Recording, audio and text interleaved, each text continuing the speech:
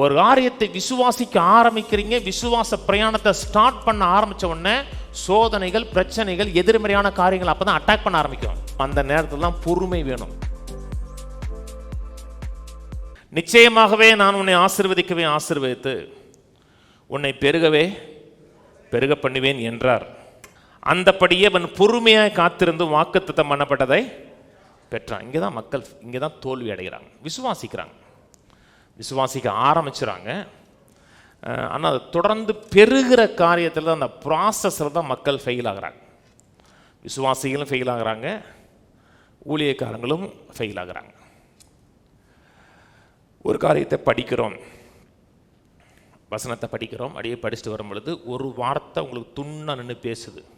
ஒரு கஷ்டத்தில் நிற்கிறீங்க, ஒரு பதிலை தேடிக்கிட்டு இருக்கீங்க, ஏதோ ஒரு இடத்துல ஒரு சமயக்கட்டிலையோ அல்லது மார்க்கெட்லேயே நிற்கும் பொழுது ஒரு வசனம் உங்கள்கிட்ட பேசுதா பேசலையா?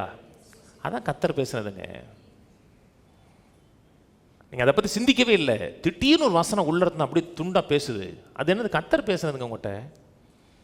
கத்தரிக்காய் பற்றி வேலை கேட்டுக்கிட்டு இருக்கும்போதே உள்ள ஒரு சத்தம் எழும்பும், அதான் கர்த்தர் கர்த்தர் பேசுகிறாருன்னா மகனே அப்படி பேச உள்ளிருந்து பேசுகிறாங்க. இன்ஸ்டிடியூஷன் உள் உணர்வுல பேசுகிறார், படிக்கும்போது பேசுகிறார், பிரசங்கத்தை கேட்கும்போது பேசுகிறார், அல்லது ஏதோ ஒரு ட்ராவலில் போய்கிட்டு இருக்கும்போது கர்த்தர் பேசுகிறார். எனக்கு பல முறை பேசியிருக்கிறார்.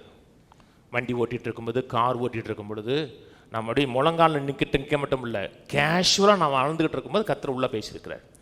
உடனே விசுவாசிக்கிறோம். விசுவாசித்து அந்த பெருகிற முயற்சியில் போய்கிட்டு இருக்கும்போது தான் உங்களுக்கு சோதனை வர ஆரம்பிக்கும். நீங்கள் ஒன்றுமே விசுவாசிக்கலைன்னா உங்களுக்கு சோதனையே வராது. ஒரு காரியத்தை விசுவாசிக்க ஆரம்பிக்கிறீங்க, விசுவாச பிரயாணத்தை ஸ்டார்ட் பண்ண ஆரம்பித்த உடனே சோதனைகள், பிரச்சனைகள், எதிர்மறையான காரியங்கள் அப்போ தான் அட்டாக் பண்ண ஆரம்பிக்கும். அந்த நேரத்தில் தான் என்டியூரன்ஸ் வேணும், அந்த நேரத்தில் தான் பொறுமை வேணும் மக்களுக்கு. அந்த நேரத்தில் தான் இந்த கடினமான ஹார்ட்ஷிப்பை, கஷ்டத்தை அவங்க அனுபவிக்க விரும்புவது கிடையாது. நீங்கள் விரும்பினாலும் விரும்பாட்டாலும் விசுவாசிக்க ஆரம்பிச்சிங்கன்னா எதிர்மையான காரியங்கள் வரத்தான் செய்யும். அழைப்பு இருக்கலாம், வாக்குத்தத்தம் இருக்கலாம், உள்ள ஒரு காரியத்தை செய்யக்கூடிய பொட்டன்ஷியல் இருக்கலாம், இங்கிருந்து எங்கே போகணும்னு தெரியலாம், ஆனால் அதை சென்று அடைவது வரை உறுதியாக நிற்க தெரியலன்னா போக முடியாது. வசனத்தை கேட்டோன்னு மக்கள் பரவசம் அடைகிறாங்க. நீங்கள் அமைதியாக இருக்கீங்க, சில சர்ச்சில் வந்து கைதட்டுறாங்க, கைதட்டலை கூட பாஸ்டர் கைதட்ட சொல்லிடுறாரு, அப்புறம் அப்படியே பழகிறாங்க. சிலது கொஞ்சம் உச்சக்கட்டமாக போய் விசிலை போடுறாங்க. ஒரு தடவை விசிலை போட்டால் தப்பு இல்லை, விசிலையே போட்டுக்கிட்டு இருந்தீங்கன்னா உங்களை போட வேண்டியிருக்கும். ஒரு உற்சாகத்தில், ஒரு தமிழ் கலாச்சாரத்தில் நீங்கள் செஞ்சால் தப்பு கிடையாது. ஒரு பரவசம் அடைஞ்சு விசுவாச பிரயாணத்தை ஸ்டார்ட் பண்ணுறாங்க. ஆனால் சில பிரச்சனைகள், புயல்கள் வரும் பொழுது அநேக மக்களுடைய விசுவாச கப்பல் உடைஞ்சு போயிடுது. விசுவாச கப்பல் சேதப்பட்டதுன்னு பைபிளில் படிக்கலையா? 1 தீமோத்தேயு 1:19 சொல்கிறார், விசுவாச கப்பலை அவர்கள் சேதப்படுத்தினார்கள் இருக்கு. அது ஒரு பிரயாணம். அந்த பிரயாணத்தில் வார்த்தை விசுவாசித்து கர்த்தரை ஆசீர்வதிப்பார், கர்த்தரை உயர்த்துவார், என்னை மேன்மைப்படுத்துவார், கடனெல்லாம் அடைச்சு கடனே இல்லாமல் ஒரு வாழ்க்கை வாழுவேன், கையில் எப்படியும் ஒரு 10 லட்சம் எப்பொழுதுமே பேங்க்கில் இருக்கும், யார் கேட்டால் கூட நான் 10 லட்சத்தை எடுத்து கொடுப்பேன், ஆனால் மிச்சம் 10 லட்சம் இருக்கும். நான் சொல்கிறது நல்ல 10 லட்சங்கிற ரொம்ப கம்மி, சொற்ப அமௌண்ட்டு. நான் 10 கோடின்னு சொல்லலைங்க, 10 லட்சம் தான் சொன்னேங்க. அப்படி இருக்கும், நான் கடனே வாங்க மாட்டேன், நிறைவாக இருப்பேன், சம்பூர்ணமாக இருப்பேன்னு விசுவாசிக்கிறீங்க. விசுவாசி பிரயாணத்தை ஸ்டார்ட் பண்ணுறீங்க. அந்த நேரத்தில் திடீர்னு ஒரு 5 லட்சம் கடன் வர்ற மாதிரி இருக்கும். சோர்ந்துடக்கூடாது. விசுவாசத்தில் உறுதியாக நின்னீங்கன்னா நீங்கள் எதை விசுவாசிங்களோ அதை வாழ்க்கையில் பார்ப்பீங்க. ஏசு அத்தி மரத்தை பார்த்து சபிச்சார். சபிச்ச உடனே பட்டுருச்சா? படலை, பட்டுச்சு, கண்களில் தெரியலை. சபிச்சுட்டு பெத்தானியால வந்து எருசலேம் போயிட்டார்.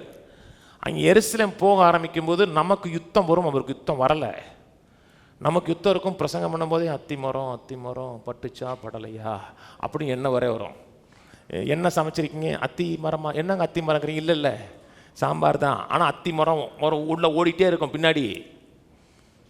திரும்பி எருசலேம் பெத்தானியாவில் போகும்போது அந்த மரத்துக்கிட்ட வரும்பொழுது ஏசுனாருடைய உத்து பார்க்கல, பட்டுருச்சா அப்படின்னு பார்க்கல. அவர் போய் நிம்மதியாக படுத்தார். அங்கே தான் யுத்தம் ஸ்டார்ட் ஆகும். மனதில் 1008 எண்ணங்கள், எதிர்மறையான காரியங்கள் அப்போ தான் வந்து அட்டாக் பண்ண ஆரம்பிக்கும். மறுநாள் காலையில் அந்த மரம் பட்டுருந்துச்சா அநேக மக்கள் சில காரியங்களை விசுவாசிக்கிறாங்க. ஆனால் அந்த அற்புதத்தின் விளிம்பில் வரும்போது விட்டுட்டு போயிடறாங்க.